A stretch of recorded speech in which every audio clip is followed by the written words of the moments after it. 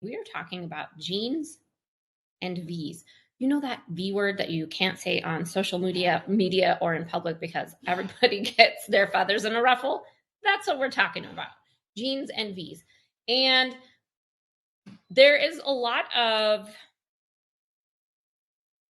information out there that on both sides of the story that I think I want to tune parents into. So we're going to talk about that today. So the first thing I will tell you is that I know that these are a very, very personal thing for families. It's a very personal thing. And I am not here to tell you yay or nay. I am not here to tell you one way or the other. My view is, as a parent, you need to be educated on both sides of the issue, the good and the bad. So I am not going to say, hey, just walk into your pediatrician's office and say, sure, let's do that thing. Because you want to be educated on the other side. What are the risks and what are the rewards? And then you, as the parent, need to decide, is this the best decision for us? Are we making the right decision based on all of this information and this data that we've gathered? Here's the risks, here's the reward. Is this the right thing or the wrong thing for us to do? And so I am not ever going to tell anybody yay or nay. I'm going to give you the educational pieces. You're going to look it up. Then you're going to decide. Okay? I want everybody to be fully aware of that. But there is a big piece in this process that I think is incredibly important to know when it comes to this topic, the topic of the V. And that is your genetic roadmap. And I'm not talking about running down to the Walgreens or the Target and getting a 23andMe. Here's what I want you to understand. Genetic testing is not created equal. They are not all the same. And many of the tests that you are going to buy at the grocery store or on Amazon are novelty tests. What does that mean? A novelty test is basically there for entertainment purposes. Oh, we're going to find out our ancestry, or, we're going to find out if we're predisposed to MTHFR, which is a whole nother topic. But it is what we call monogenic, meaning one gene, where I look at polygenic, meaning several genes. So your genes do not just work on like one gene. That's not how your genes work. Your genes are working in a chain. They're working in combination, doing other things.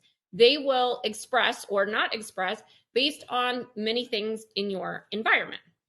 And so when I look at genetic testing, I'm looking at very specific genes, and I am not a fan of the novelty tests. They don't know you, they don't know your health history, and they don't know how all of that connects to you.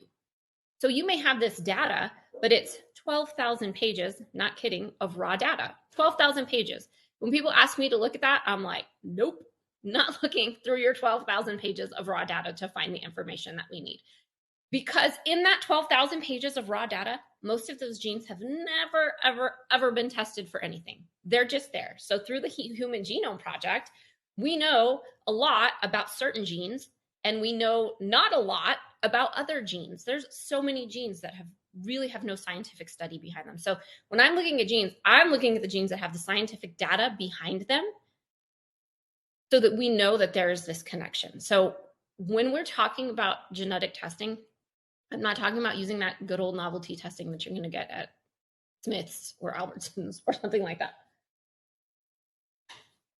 So how does this apply to making the right decision about the V?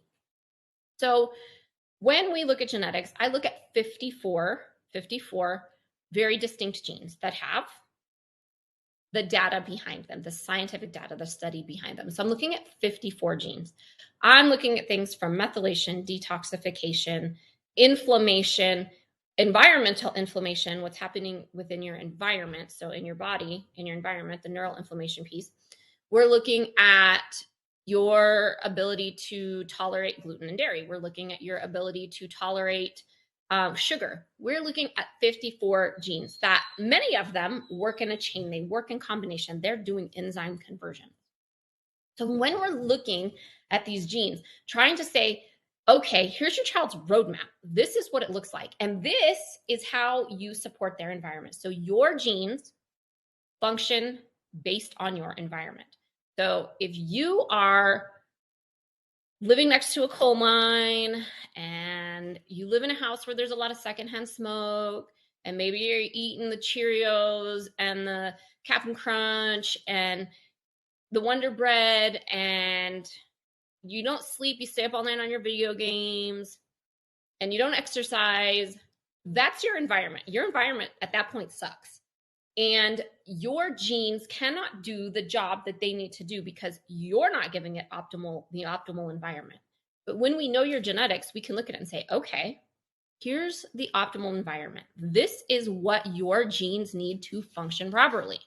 And yes, most people need good water, good food, good sleep for proper genetic function, but some people have predisposition to maybe not being able to utilize nutrients very well, or maybe they don't detoxify well, or maybe they are predisposed to this chronic aggressive inflammation.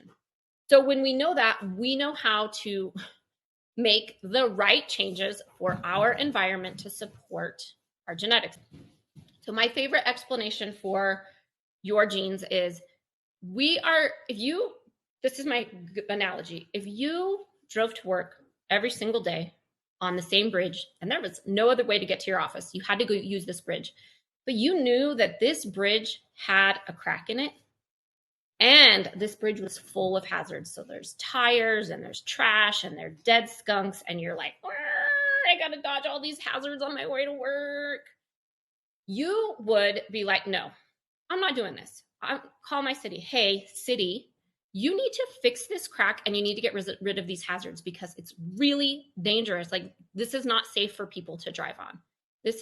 You need to reinforce that crack and remove those hazards. That's what we're doing with genetics. Reinforcing cracks, removing hazards. This is the way that I look at genetics. Genetics are not a standalone for me. Yes, it's giving us a roadmap, but I actually put the genetics together with 935 other biomarkers to really connect those dots. How do we improve your environment? What's going on in your environment right now? What do your genes say? And how do we create this big picture? So Piper, get to the point. How does it matter for making this decision? What is right and what is wrong for our kids? So one of the things that we are looking at is on and off switches for inflammation. On and off, on and off, on and off switches for inflammation. There's a variety of factors here. This is why we have to look at all of this.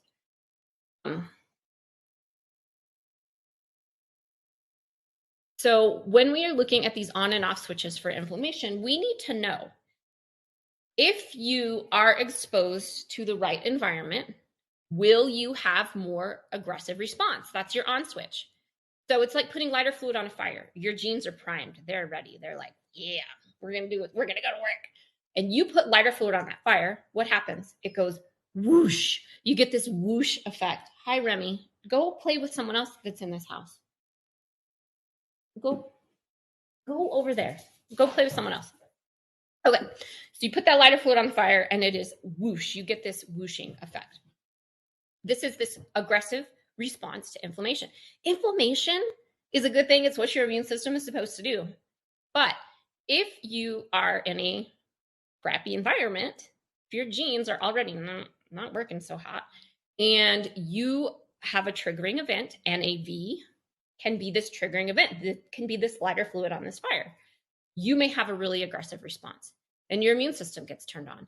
And maybe you have swollen joints, or maybe you have headaches, or maybe you get a rash, or maybe your tics increase.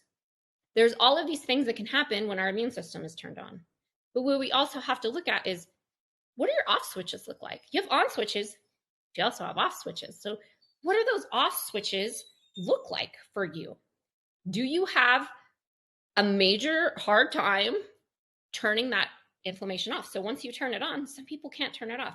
Some people have genes that upregulate that inflammation. So you turn it on, the party guy comes in and is like, woohoo, we're going to pump this party up. We're going to make more inflammation.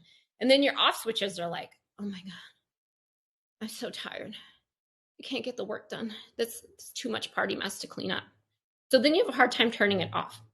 So when we're looking at that from that aspect is when we know your genes or your child's genes, we can say, well, that event doing that would probably increase that aggressive response, especially in a kid who already has underlying conditions. It is most likely going to upregulate that response of inflammation. So we know, okay, you have these on and off switches for inflammation. And when we look at that on and off switches for inflammation, it's not just in regard to a V, it's in regard to whatever you're going to do in your environment. All right, Leslie, you get it. Okay. So then we need to look at how well you detoxify.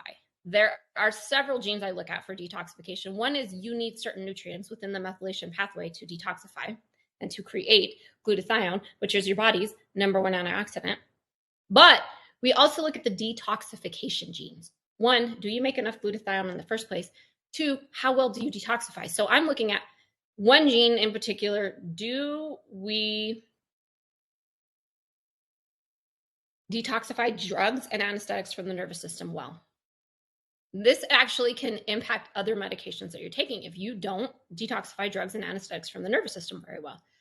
Also, we want to look at, well, how well do you detoxify from your mucous membranes? We call this the snotty body. Your nose, lungs, gut. How well do you detoxify there? What do your genetics say? Remy, stop. So this is where we are going to look at, well, you need nutrients in this chain to help create detoxification in this way. So do you detoxify well? Not only that, we need to look at what is your overall toxic burden? This is where we look at that testing above and beyond genetics, because we need to know what is that overall toxic burden. So this is how I compare doing one test. Do you go and get your family portrait? You get your whole family together. You get grandma and grandpa and all the kids and mom and dad. You've got 12 people for this family portrait. Do you go get your family portrait and then the photographer's like, you know what? We're only going to put 5 people in this picture. We're only going to put 5. You would be like, what? I want the whole family. I don't want just 5 people in my family portrait. That is what it's like to get one test. You get one test, maybe you get 5 people in your family portrait. Maybe you get 2 people in your family portrait. Everyone else is over here like, hey, you forgot me. You're not looking at me. I'm not in this picture. So we have to then look at, if you want the whole family portrait, you need to do more than just one little snapshot of one test. You need the whole shebang. You need to look at all of the markers and how they will impact your genes and how your genes will impact these markers. They go together. They are synergistic. They go together. So you have to keep that piece in mind. Like, hey, maybe you're not a good detoxifier. Maybe your detoxification stinks. But if you're eating your Cheerios and your Captain Crunch and you're living next to the coal mine and you're in that secondhand smoke or whatever the case may be, I'm really making this horrible environment, and you're cleaning with bleach and pine sol all day long, you're going to have an even harder time. And you're probably really super inflamed. So we have to look at that piece as well. So we're not just looking at those on and off switches, but we're looking at the detoxification. We're looking at your nutrients that are needed in this detoxification pathway. We have to look at all of those things to determine, is this a good idea? If you have a child who already has a chronic underlying condition, and yes, tic disorder is a chronic underlying condition, you have to consider how that would impact you, how doing that would impact your body, how doing that could possibly impact your child's functioning. Okay, because we know the genetics, but maybe we've done all this testing and we know their total toxic burden, and we can really, you as a parent, I can give you this education. This is what I'm doing. We're doing this testing and I'm educating you. I'm going to melt your brain with data. Then you can make that decision. So there are many ways that you can start to educate yourself on should or should we not do this. So one, knowing your genes is extremely important. My kids' genetics sit over here on my shelf, and I pull them out regularly for all sorts of things. Like, they are athletes. We want to look at their genes and be like, okay, What should we be doing to improve athletic performance? Like, what nutrients are really going to be key to help you improve athletic performance? We can look at your genes for that. It's an amazing roadmap that's going to last these kids the rest of their life. I pull mine out all the time. I actually have all 120 of my genes. I don't have 120 of my kids. But I can go back and look at like all of my genes on the test. I don't look at, like I said, I'm not looking at 12,000 pages of raw data. So in that aspect, you have to then educate yourself. So let's talk about the education piece. There are risks and rewards. There's pretty much risks and rewards with everything. You like wine, have your wine at the end of the day, but if you drink too much wine, you have a hangover tomorrow. You've got your reward. Oh man, the day was so long and I'm going to have my wine, and then you drink too much wine and you're hungover the next day. There's your risk. You're like, shit, I'm going to risk being hungover tomorrow. So we have to look at this the same way for your kids. What are the risks and what are the rewards? So what I know as a parent and now as a practitioner is that every single time I ever went to the doctor, they never educated me. They gave me like one sheet of paper and they were like, here you go. This is why you should do this. No one ever educated me on what was in it. What are the ingredients?